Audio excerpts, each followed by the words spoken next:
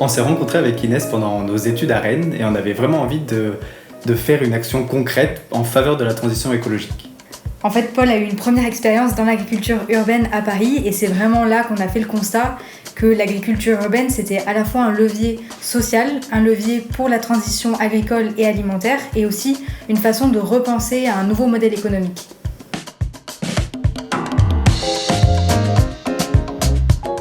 J'ai senti qu'il y avait une vraie appétence effectivement de la part des Avignonnais, qu'ils étaient aussi intrigués parce que je crois que c'est un projet qui a plusieurs dimensions, quoi. C'est pour ça aussi qu'on peut évoquer la volonté de fabriquer un tiers-lieu finalement à l'échelle de la ville, à la fois avec une dimension évidemment productive, une dimension environnementale, mais aussi une dimension culturelle nécessairement associée à notre ville. Vous êtes tout à côté aussi de la Fabrica, qui est l'un des lieux culturels emblématiques du Festival d'Avignon.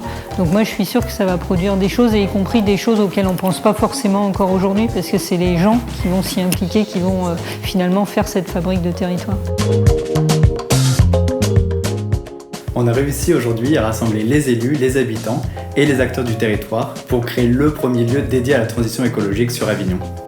Aujourd'hui, le projet des Jeunes Pousses, il va justement permettre de pouvoir rassembler en fait toutes ces initiatives, tous ces gens, toutes ces volontés dans un même lieu. Et c'est ça en fait qui va être génial et qui manque aujourd'hui.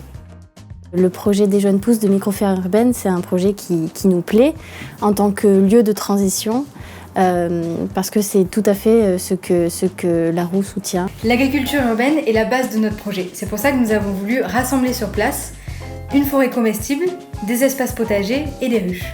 Et également une fabrique pour transformer les plantes aromatiques en huile essentielle. Un atelier de céramique et un espace festif avec une scène, un bar, une cantine pour accueillir des conférences, des concerts, mais aussi le spectacle vivant. Un espace de coworking et de l'espace libre pour accueillir des nouvelles initiatives innovantes sur le territoire.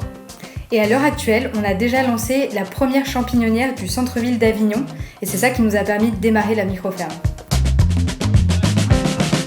Je pense qu'un lieu comme celui-ci, mêler l'artisanat local, l'agriculture urbaine et des événements festifs pourrait vraiment mettre en lumière l'artisanat et donner une dynamique à Avignon, ce qui manque aujourd'hui. Aujourd'hui, j'ai 25 ans et je me projette complètement sur un tiers-lieu qui nous propose d'allier culture et agriculture, où on pourra aller travailler, manger un bout, cultiver des légumes et pourquoi pas faire la fête.